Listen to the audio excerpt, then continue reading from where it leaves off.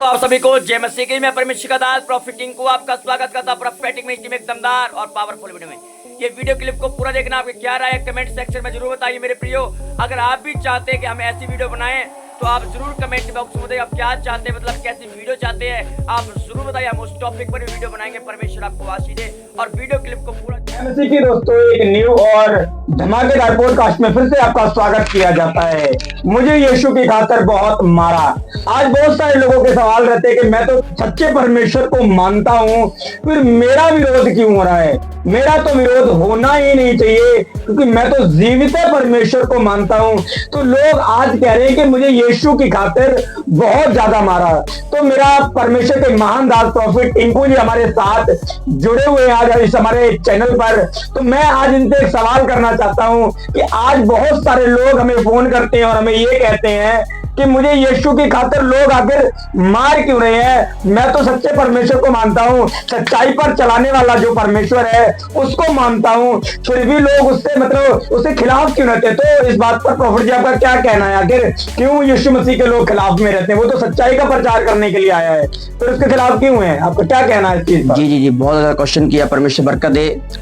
एक सवाल है कि आज मुझे यीशु की खातिर मारा, मतलब आज एक विश्वासी जो यीशु मसीह पर जब विश्वास करता है, पहले जब नहीं करता तो लोग नहीं बोलते, कुछ भी विरोध नहीं होता है।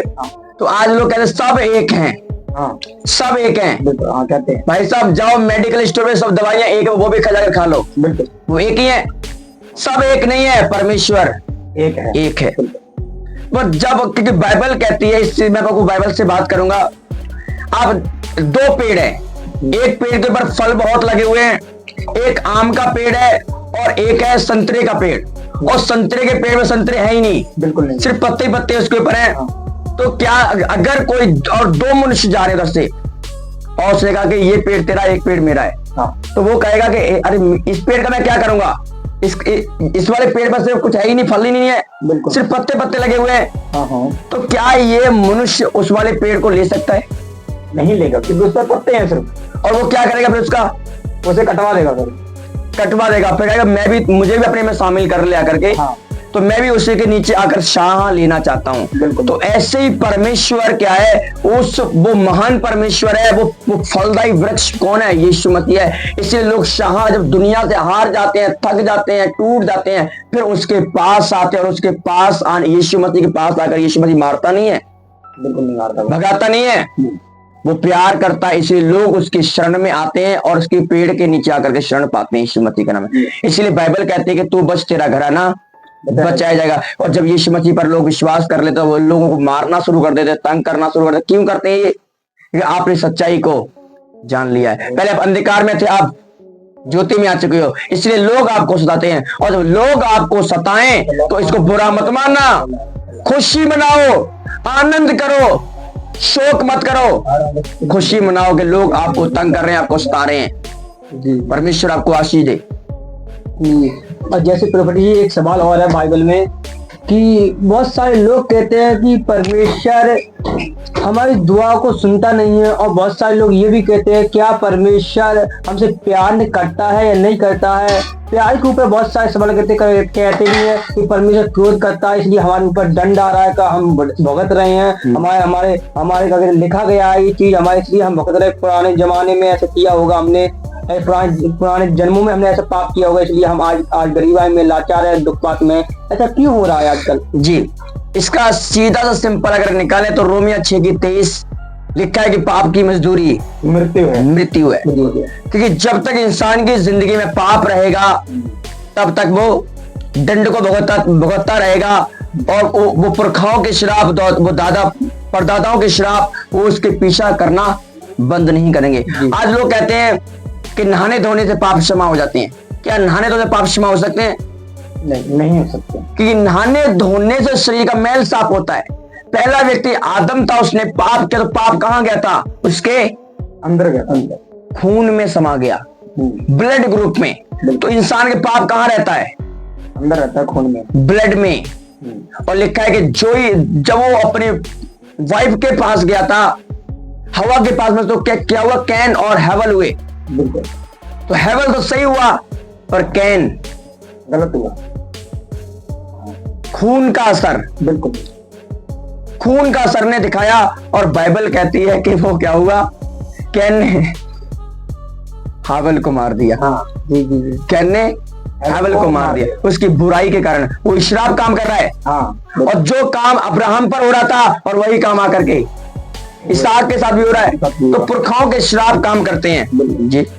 हाँ, तो ऐसे एक बार क्या हुआ कि प्रॉफिट जी, मैं एक जगह बैठा था और मुझे मेरा फोन बजता है अचानक से, और वो लोग मुझे कहते हैं कि भाई मैं 15 साल से या फिर मैं 10 साल से प्रभु में आया हूँ, मैंने 2 बार जेल काट चुका हूँ, और मैं मसीह को मानने के बाद इतना अत्याचार मेरे ऊपर हो रहा है, मैं फिर भी चल रहा हूँ, मैं सहन कर पा रहा हूँ, और लोग मेरा पता नहीं कितना मुझे अपमान करते हैं, मुझे बुरा कहते हैं, और आप इस चीज को कंट्रोवर्सी करिए कि मैं तो सच्चाई का प्रचार कर रहा हूँ, तो फिर क्यों सच्चाई से लोग दूर क्यों भाग रहे हैं? ऐसा क्यों है, लोग सच्चाई से आकर दूर भाग क्यों रहे हैं? मुझे कुछ समझ नहीं आ रहा। आप इस चीज के बारे में क्या कहना चाहेंगे? सच्चाई से लोग क्यों दूर भागते हैं? जी जी, इसके विषय में हम पढ़ेंगे मत्ती उसका 5 अध्याय, उसके हम पढ़ेंगे 10 और 11 में। धन्य हो जब धार्मिकता के कारण लोग तुम्हें सताते हैं, क्योंकि स्वर्ग के राज्य में उनका वो सबसे बड़े होंगे। बिल्कुल बिल्कुल। मैं आपको कहना चाहता हूँ मेरे प्रियो, अगर लोग आप तो बता, क्योंकि बाइबल में लिखा है वो सुनते हुए भी नहीं सुनते हैं, और देखते हुए भी नहीं देखते हैं, क्योंकि उनके बाइबल कहते हैं उनके मन क्या हो चुके हैं, मोटे हो चुके हैं। पर यहाँ लिखा है कि हर एक भविष्यवक्ता के साथ या विश्वासी हो, कोई भी हो जो यीशु को मानता है, वो सताया जाएगा, उस पर आरोप लगाए जाएंगे, जेल जाएगा, वो कोर्ट में जाएगा, मतलब हर चीज होना ही होना कि ये सब क्या है, ये बाइबल के अकॉर्डिंग है। हाँ जी। यूसुफ के साथ क्या हुआ? वो भी जेल में गए। यूसुफ तो प्रार्थना करता था, चर्च भी जाता था, धर्मी था, प्रार्थना आत्मा से भरा हुआ था, पर उसके ऊपर क्या झूठा केस का क्या कर दिया, आरोप लगा दिया गया, पर चलाकर 2 साल के लिए उसे अंदर भेज दिया। मतलब ये आम चीज है कि अगर हमारे बाकी भविष्यवक्ताओं ने दुख उठाया है, प्रभु ने दुख सहा है, तो हमको भी सहना पड़ेगा। जरूरी है। ईश्वर से धन्य तुम धार्मिकता के कारण सता जाती हो। ईश्वर धन्य हो तुम, ब्लेस हो, आशीषित हो। जो लोग सताएं, किसकी खातिर सता रहे हैं आपको? यीशु की खातिर, मसीह की खातिर, यीशु की खातिर। तो लिखा है कि थोड़ा से दुख उठाने में आपकी अत्यंत महिमा प्रकट होती है। जब आप थोड़ा दुख उठाएंगे तो परमेश्वर आपको और भी ऊंचा करेगा, और भी बड़ा। दुख आना ये जीवन का एक हिस्सा है। इसका मतलब आप सही प्लेटफॉर्म पर हैं और सही चल रहे हैं जी। तो जैसे प्रॉफिट जी, बाइबल में जब हम पढ़ते हैं तो पौलुस के बारे में, तो आजकल के लोग कहते हैं कि मेरे ऊपर थोड़ा सा मुझे बुखार आ गया, मैंने मसीह को छोड़ दिया, तो मैंने बहुत अच्छा काम किया है। तो पौलुस के ऊपर इतना अत्याचार किया गया था, बंदी गृह में डाला, उसको लोगों ने पत्थरों से भी मारा था, तो फिर पौलुस के साथ इतना ज्यादा अत्याचार हुआ, फिर भी पौलुस ने बाइबल के अंदर सबसे ज्यादा आयतें लिखी हैं। इसका मतलब पौलुस परमेश्वर के ज्यादा अधीन रहा होगा, या फिर परमेश्वर पौलुस को पहले से ही चुन लिया होगा? क्योंकि लोग कहते हैं कि मुझे तो दुख दे रहा है, बाकी के लोगों को परमेश्वर दुख क्यों नहीं देता, अपने दासों को मुझे ही क्यों दे रहा है? क्या मेरी किस्मत में दुख लिखा है? क्या किस्मत परमेश्वर ने सच में लिखी है? इस चीज पर आपका क्या कहना है वैसे? जी, मैं आपको बताना चाहता हूँ कि सवाल बहुत अच्छा है, ये बहुत वैसी बात है, गहराई की बात है, और हर एक मसीह विश्वासी को ये सब बातें जानना चाहिए कि मैं बोलता हूँ कि किस्मत को बदलने वाला प्रभु है, परमेश्वर है। अब हमारी पहले क्या लिखा था हमारी लाइफ में? किस्मत में पहले क्या लिखा था? मरना, मारना, पाप करना, व्यभिचार करना, पहले ये लिखा था। और जब प्रभु को जरा परमेश्वर ने किस्मत को ही बदल डाला। किस्मत को बदलने वाला, जिंदगियों को बदलने वाला, दिलों को चेंज करने वाला कौन है? यीशु मसीह है, परमेश्वर। अब हम पौलुस की लाइफ को, तो पौलुस भी क्या था पहले? सो मारने पीटने वाला था। बिल्कुल। क्या लिखा था उसके उसमें, तकदीर में, किस्मत में? मैं लोगों को, मसीह लोगों को मारूं, कूटूं और जेल में डाल दूं। मैं सच्चाई से अनजान था। और जब व्यक्ति सच्चाई से अनजान रहता है, वो लोगों को बुरा भला कहेगा ही कहेगा। इसलिए भजन संहिता उसके हम पढ़ते हैं, जब 38 अध्याय में लिखा है कि यीशु मसीह ने क्या बोला, क्योंकि जब हम किसी वस्तु को जब खाते हैं, पीते हैं, उसको पहले क्या करते हैं? स्वाद लेते हैं। वो पहले में उस चीज को स्वाद लेना पड़ेगा, कि जब तक हम परमेश्वर का स्वाद नहीं लेंगे, हमें वो चीज खाने पर मजा नहीं, हम जान ही नहीं पाएंगे चीजों के वो है आखिर क्या है। अगर आप कुछ भी चीज आप दुकान से अगर खाते हो कुछ तो उसका स्वाद आता है, हाँ अच्छी चीज है तो हाँ भाई और थोड़ा पैक कर दो, घर जाकर भी इसको खा सकते हैं। अगर आपको अच्छी नहीं लगेगा उसको मुंह पर बोल सकते हो कि आपकी ये चीज हमें अच्छी नहीं लगी है। स्वाद तो पहले यीशु मसीह ने क्या बोला, धन्य है जो मेरी शरण लेता है। इसीलिए हम पहले उसका स्वाद चखना चाहिए कि पवित्र आकर परमेश्वर क्या है। लोग बोलते हैं उसका स्वाद उसको पता नहीं है, पवित्र आत्मा का, क्योंकि बाइबल में जो मसीह को मान चुके उसका स्वाद चख चुके हैं। बिल्कुल। और जो उसको नहीं जानते उसका स्वाद नहीं चखते हैं। और जो यही पौलुस जो बुराइयां करता है वो एंड में इसी ने मसीह का स्वाद चख लिया, इसीलिए सबसे ज्यादा मसीह का काम किया था। पत्रियां और सबसे ज्यादा पौलुस ने लिखी है, चेले पौलुस ने खड़े किए हैं, ज्यादातर संगति पौलुस ने की है कि जितना उसने दुख दिया था उतना ही उसने झेला भी है अपने ऊपर। तो जैसे प्रॉफिट जी आपने अभी पिछले दिनों में एक न्यूज भी सुनी होगी कि छत्तीसगढ़ के अंदर आए दिन कोई चर्च तोड़ देता है, कोई विरोध करता है, किसी न किसी पास्टर को या विश्वासी को कोई ना कोई जेल में डालता है या मरवा देता है। तो इस चीज पर आपका कहना क्या है? क्या इन लोगों को परमेश्वर छोड़ेगा या फिर इनको क्या इनसे ही अपना काम लेगा या फिर इनको भी ऊपर बुलाएगा? क्या परमेश्वर इनका क्या करेगा जो ये चर्च वगैरह तोड़ते हैं और विरोध करते हैं, इनका क्या होगा फिर? तो ऐसे लोगों के लिए तो आपका क्या कहना? देखो जब पौलुस ने मसीह लोगों को जेल में डाला और बंद किया था तो परमेश्वर ने उससे अपना काम ले लिया। और अगर ऐसा ये छत्तीसगढ़ के अंदर मैं रोज न्यूज सुनता हूँ कि आज इस पादरी को मारा है, इसको मारा है, तो ऐसे ये विरोध कर रहे हैं तो उनको लगता है कि मैं बहुत अच्छा काम करूंगा और फिर स्वर्ग में फिर भी चला जाऊंगा, या फिर मेरे पास पैसा बहुत है, मैं ऊपर वाले को पैसा दे दूंगा तो मुझे वो स्वर्ग में जगह दे देगा।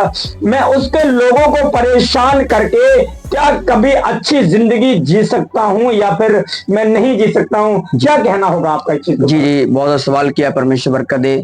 इसके वजह हम बाइबल से बात करेंगे। दूसरा थुसलों किया पहला अध्याय और हम पढ़ेंगे इसका 8 और 9 10।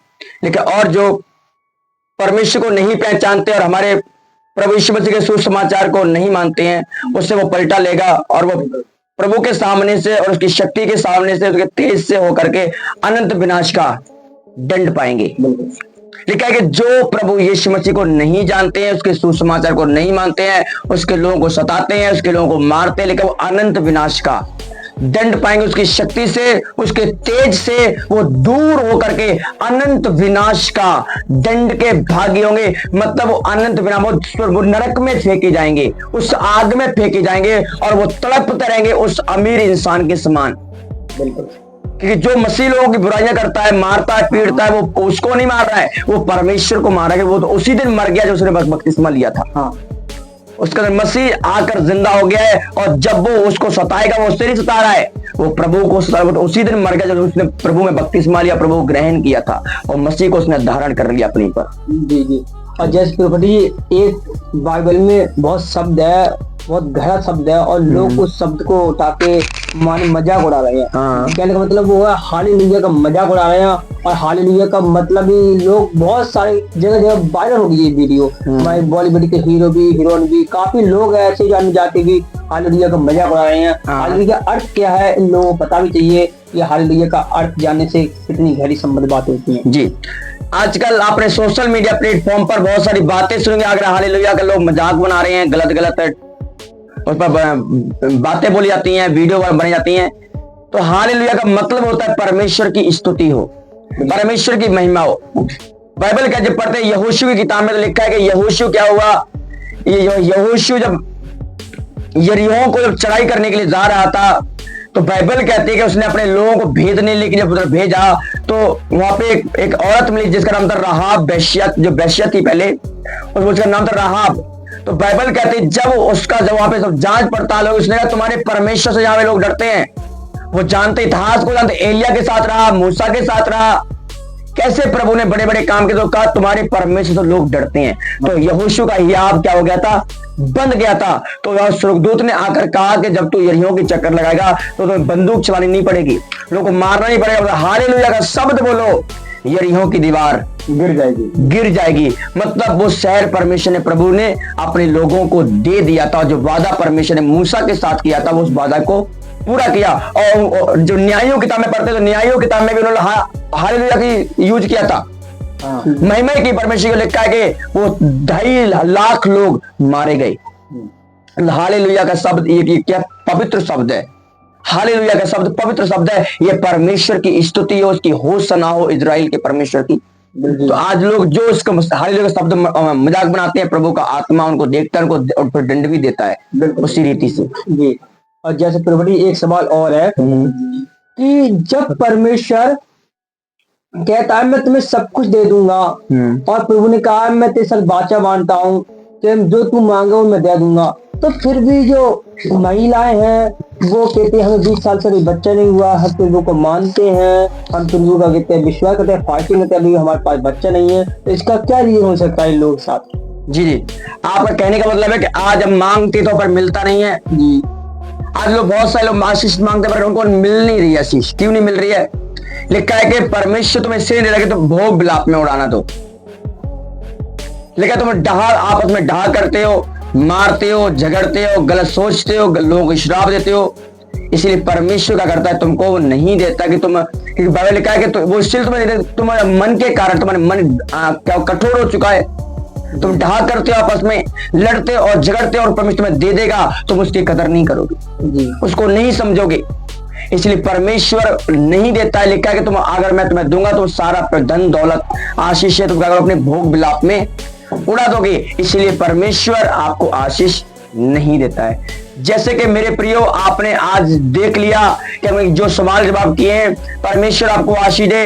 अगर आपका भी कोई क्वेश्चन है, कोई डाउट है, तो अपने डाउट को कमेंट सेक्शन में आप आकर जरूर बताइए कि आप क्या मन में चल रहा है और क्या नहीं चल रहा। हम आपके ऊपर भी एक वीडियो जरूर बनाएंगे मेरे प्रियो। अगर आपके दिल में चल रहा है कि हम किसी चीज के ऊपर वीडियो बनाएं तो आप जरूर हमें बताइए, और परमेश्वर आपको आशीष दे। मिलते हैं एक नई वीडियो के साथ। सभी को जय मसीह की।